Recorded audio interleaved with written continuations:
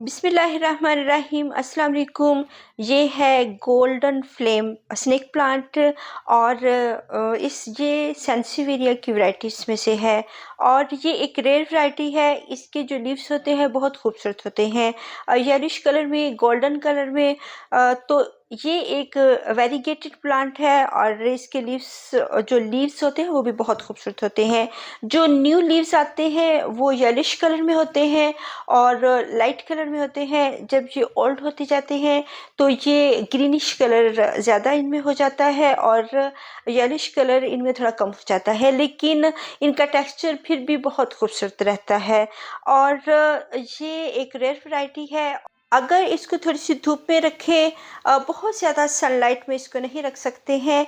अगर हल्की सी धूप में रखें तो इसमें येलिश कलर अच्छा आता है, लेकिन बहुत ज़्यादा हार्श धूप में और बहुत गर्मी में हम इसको धूप में नहीं रख सकते हैं, जिसकी वजह से इसमें ग्रीनिश कलर जो होता है वो थोड़ा ज़्यादा आ जाता है।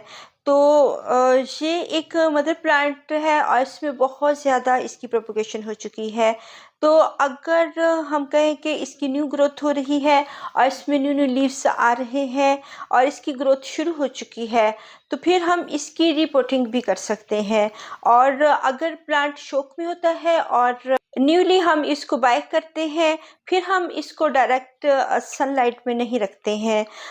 ये गर्मियों का प्लांट है और गर्मियों में इसकी ग्रोथ होती है, लेकिन अगर हम इसको नर्सरी से ख़रीदते हैं और ये न्यूली हमारे गार्डन में होता है, तो फिर हम इसको बिल्कुल भी सन में, डायरेक्ट सन में नहीं रखेंगे। और वैसे भी जो सेंसिवेरियाज होते हैं वो इंडोर प्लांट्स होते हैं। ये इंडोर प्लांट है, लेकिन बहुत ज़्यादा हम इसको अंधेरी वाली जगह पे नहीं रख सकते हैं। इसको ब्राइट लाइट में रखेंगे, ओपन एरिया में रखेंगे और इसकी जो बहुत ज़्यादा जो धूप है उससे हम ज़रूर इसको बचाएंगे। अगर बहुत ज़्यादा धूप में रख देंगे और बहुत हार्श धूप में और बहुत गर्मी में, तो फिर इसके लीव्स बर्न होना शुरू हो जाते हैं, सिकुड़ना शुरू हो जाते हैं और ये श्रिंक होना शुरू हो जाते हैं। ये अब इसकी न्यू ग्रोथ शुरू हो चुकी है और जब इसकी न्यू ग्रोथ शुरू हो जाए और कोई 6 मंथ से आपके गार्डन में हो या 8 मंथ से, और आप उसकी हैबिट जानते हो, और फिर हम इसकी रिपोर्टिंग भी कर सकते हैं और इसके बेबीज भी लगा सकते हैं। इसकी प्रोपगेशन हम लीफ से भी कर सकते हैं, वो भी मैं अभी आपको दिखाती हूँ। मैंने प्रोपगेशन इसकी की हुई है और इसकी लीफ से भी, और इसके जो बेबीज हैं उनको भी हम सेपरेटली निकाल कर लगा सकते हैं। और अगर ये बहुत ज़्यादा पास पास लगे हुए हों और बहुत थिक थिक से इनकी ग्रोथ हो रही हो, तो फिर इनकी ग्रोथ भी मुतासर होती है, जिसकी वजह से हमें इनकी प्रोपगेशन करनी पड़ती है। और इनके जो ऑफसेट्स होते हैं उनको हम न्यू प्लांटर्स देते हैं और इनकी ग्रोथ फिर अच्छी तरीके से होती है और ये अच्छे तरीके से बढ़ना शुरू हो जाते हैं। लेकिन इसके भी एक हम तरीके से इसकी प्रोपगेशन कर सकते हैं। अगर हम इसको आम सेंसिवेरिया जो कि हमारे नेटिव का हिस्सा होते हैं और देसी किस्म के होते हैं, उनकी तरह अगर इनको प्रोपगेशन इनकी करेंगे तो ये ज़रूर रोट हो सकते हैं और ख़राब भी हो सकते हैं। और क्योंकि ये दूसरे नेटिव का हिस्सा होते हैं और ये हमारे एरिया का अभी हिस्सा नहीं बने हुए होते हैं, तो ये बहुत ज़्यादा शौक में चले जाते हैं। गर्मियों में इनके भरने का टाइम होता है और ये मेरे गार्डन का अब हिस्सा बन चुका है और इसकी ग्रोथ शुरू हो चुकी है। इसके न्यू लीव्स आ रहे हैं, तो हम अब इसकी प्रोपगेशन कर सकते हैं। अगर न्यू आपने बाय किया है तो इसको एक साइड पे रख दें और 1 ईयर का इंतज़ार करें और उसकी हैबिट को जानें। पहले पहले गर्मियों, सर्दियों, बारिशों और तमाम ही जो वेदर्स होते हैं, जो मौसम होते हैं, उसके हिसाब से इसके जो हैबिट्स को जानें, फिर इसकी प्रोपगेशन करें। और जब इसकी ग्रोथ, न्यू ग्रोथ हो रही हो और ये चल चुका हो, फिर हम इसकी गोडी भी करते हैं, इसको खाद भी देते हैं। लेकिन अभी इसकी ग्रोथ माशाल्लाह अब काफ़ी 6 प्लांट्स हैं इसमें, तो हम इनको सेपरेट करेंगे और प्रोपगेशन करेंगे, इनको बहुत ज़्यादा करेंगे अपने गार्डन में, मीन्स के। लेकिन कुछ डर भी लग रहा होता है कि ये एक रेयर वैरायटी है और कहीं ख़राब ना हो जाए, लेकिन हम इंशाल्लाह ये चलेगा हमारे गार्डन में। हम इसकी केयर करेंगे और लापरवाही से नहीं इसकी प्रोपगेशन करेंगे और इसकी कटिंग्स करेंगे। बहुत बड़ा-भरा सा प्लांट है और इसकी नीड पूरी नहीं हो रही है। वॉटिंग जो मैंने की थी 1 हफ्ता पहले, इसकी जब मैंने प्रोपगेशन की है, जब इसकी रिपोर्टिंग की है, तो अभी तक ये मॉइस्ट थी, सॉइल जो थी अभी भी हल्की-हल्की सी मॉइस्ट है और इसमें वॉटिंग है। और जब मैं इसकी ये डिगिंग कर रही हूँ तो इसकी रूट्स बाहर आ रही हैं, मीन्स के इसको अब और स्पेस की ज़रूरत है। इसको या तो हम अगर सबको इकट्ठा ही रखना चाहेंगे तो एक थोड़ा-सा बिग पॉट दे सकते हैं। इसकी जो रूट्स बाउंड हुई हुई हैं, उसकी वजह से भी इनके बढ़ने की रफ़्तार थोड़ी-सी स्लो हो जाती है। तो इस वजह से अगर हम बिग पॉट इसको नहीं देना चाहते, इसके जो जितने भी ये ऑफसेट्स हैं इनको हम सेपरेट करना चाहते हैं, तो फिर इसको हम सबको ही एक डिफरेंट पॉट्स में लगाएँगे। लेकिन पॉट्स का जो साइज़ होगा वो बहुत छोटे-छोटे होंगे, बहुत बिग पॉट्स में हम नहीं लगाएँगे। लेकिन ये क्योंकि ऊपर की तरफ बढ़ता है, वर्टिकली बढ़ता है, और कुछ सैंसिवेरिया जो होते हैं जैसे ये गोल्ड फ्लेम और इसी की वैराइटीज़ में से कुछ ड्वार्फ भी होते हैं, तो उनको हम जो छोटे पॉट में लगा सकते हैं, लेकिन इसको हम थोड़े से बिग पॉट देंगे ताकि ये अपनी अगर हाइट में जाता है तो वो नीचे गिर ना जाए। अब इसकी रूट्स माशाल्लाह बहुत ज़्यादा बनी हुई हैं और ये रूट बाउंडिंग हुई हुई है, तो इसकी जो सॉइल है अच्छी है। नर्सरी वालों ने इसकी सॉइल अच्छी लगाई हुई है, सैंडी सॉइल है, और इसमें इसने अच्छी अपनी ग्रोथ की है। जो आम सेंसिवेरिया की वैराइटीज़ होती हैं हमारे गार्डन में, जो देसी वैराइटीज़ होती हैं उससे थोड़ा-सा मुख्तलिफ होता है, और इसके जो लीव्स होते हैं उससे थोड़े से मोटे भी होते हैं, थिक होते हैं, जबकि जो आम सेंसिवेरियाज होते हैं उनके जो लीव्स होते हैं थोड़े से थिन होते हैं और वो पतले-पतले से होते हैं। और अगर हम उनको जो है अगर उनकी वाटरिंग हम 1 मंथ के बाद करते हैं तो इसकी 1.5 मंथ के बाद हम वाटरिंग करेंगे, और इसको इतनी ज़्यादा नीड नहीं होती है और ना ही इसको इतने पानी की ज़रूरत होती है।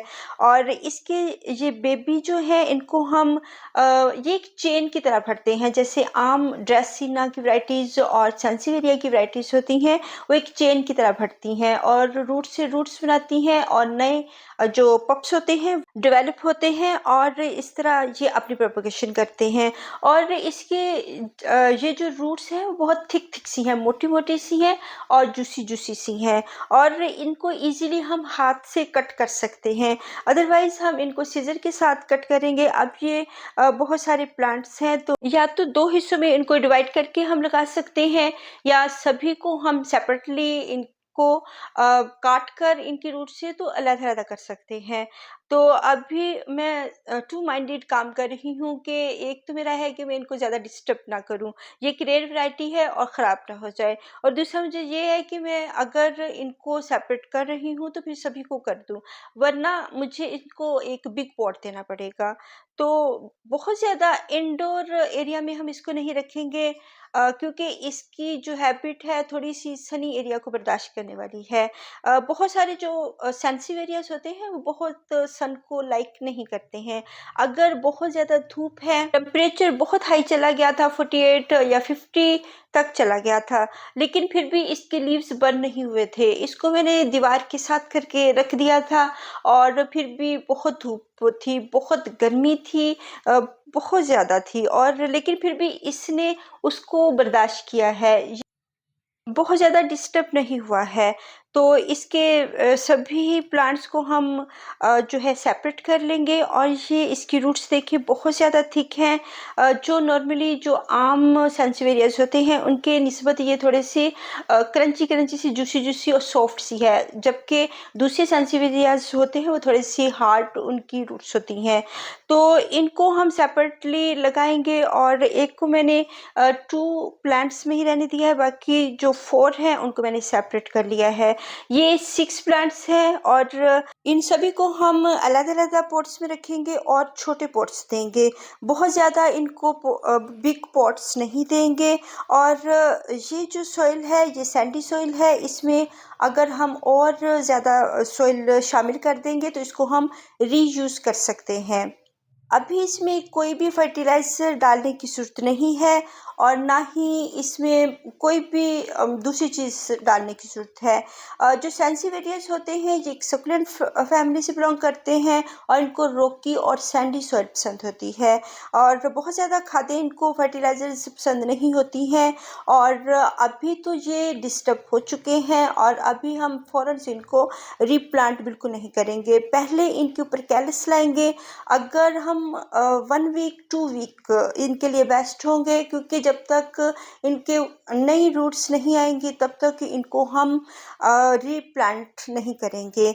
अब ये सोइल जो है ये दोबारा यूज़ हो सकती है और इसमें जो 2 वाला होगा वो इसमें मैं लगा दूंगी और जो बाकी हैं उनके लिए न्यू पॉट्स लेंगे और इसके लिए टेराकोटा पॉट बेस्ट होते हैं और उनमें हम इनको लगा सकते हैं।